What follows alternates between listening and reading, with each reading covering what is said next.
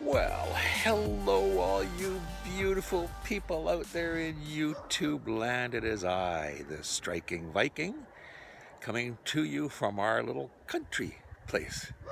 And I have something to show you. So, by the way, Happy New Year, and stick with me as we go on an adventure. Here we see the house which is soon to not be a house any longer. It's going to be turned into rubble and put into a hole right over yonder. In the meantime, we've been salvaging whatever we can from the house. And let's just take a look inside. I suppose at some time, the lady who had lived here kept rabbits, perhaps chickens. In any case, it's in pretty sad shape. There's been water intrusion for many years. The floor is rotting. This was a kitchen. I don't think there's too many people who would be willing to take that on these days. It's got a stove which is disappearing through the floor. It's got cupboards which are in the process of coming down from the ceiling. And I suppose at one time it was a pretty nice little farmhouse.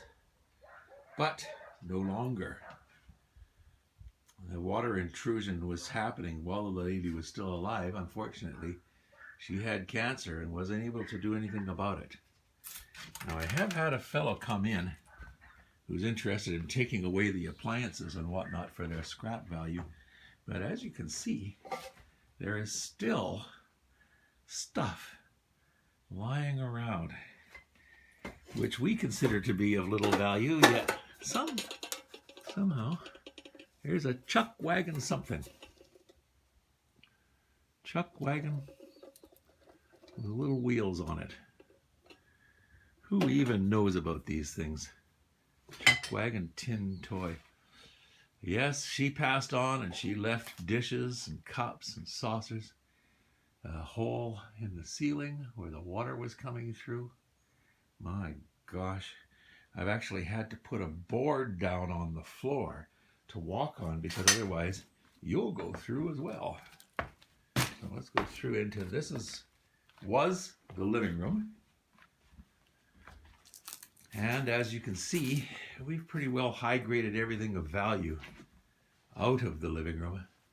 There are a few items which are left, which are, I suppose, not really of any value whatsoever.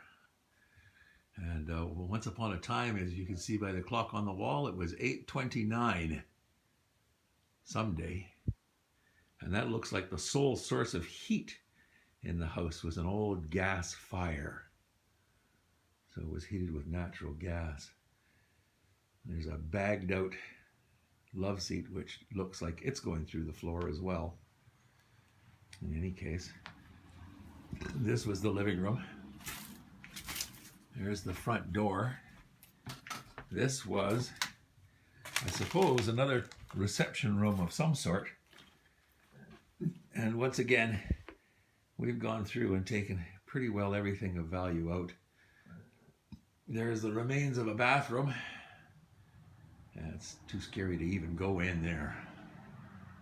It's got something. There's a bust of a lady. I don't know who the lady is. But there you are. So now I guess we'll probably take a look upstairs. I'm going to stop this and then I'll start it again from the top of the stairs. So having made my way upstairs, which can best be described as rickety and might otherwise be more aptly described as dangerous, we find ourselves on the landing of the second floor. I'm just going to swing around and you'll see inside. This is one of the bedrooms. And there doesn't appear to be much in there. A bunch of fabric and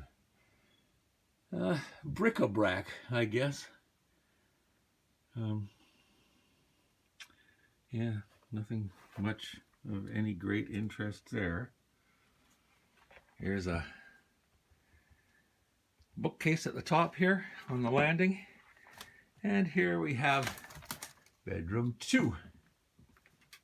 And this is, again, full of odds and ends. I'm thinking that the lady was a pretty crafty individual, because there seems like there's lots of crafting supplies, along with some books and miscellaneous papers, and plenty of the what and the not. There was at one time a visitor. It looked like he came in the fall, spent the winter, and then left, shedding his skin as he went.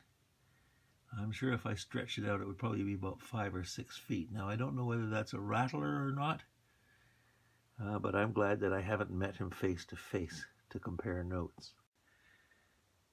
After we took title to the house and gained entry, we came in, and it certainly looks as though the young juvenile delinquents in the area had gained entry before us and had come through looking for valuables, you know, buried treasure, gold, silver, guns, whatever you might have. And it doesn't matter to us, but it doesn't look like there's any of that sort of thing left. And as I say, within the next week or two, she's all going to be coming down and going into the ground. And here is the front of the house, or at least what's left of it. Much the worse for wear. I don't know when it was built, but its day has come and gone, as will our day sooner or later. Here is a garden shed which is sitting on the foundation of an even older garden shed. And this one is somewhat wider than the first one, so it's actually sitting outboard on the sides. Both of the sides are overhanging the original slab. There's a fellow who collects scrap metal around here, and I'm hoping he'll take this here too. Take this here too. There, well taken. And there is the back corner of the house, southeast. You can see the hole in the roof up there. That water's been coming in for some time. Apparently one relative said that when the lady died, the house had already become unlivable some years before because of water intrusion. There is a massive oak tree right there. It's a big one. And I'm not sure whether that's on our property or not, because we bought the house and it came with 3 lots. So, plus there's other metal trash that the metal guy says that he'll take care of for us. And if I turn around, panning slowly, and we look off in the middle distance, oh, there's Grace and the tripping sister.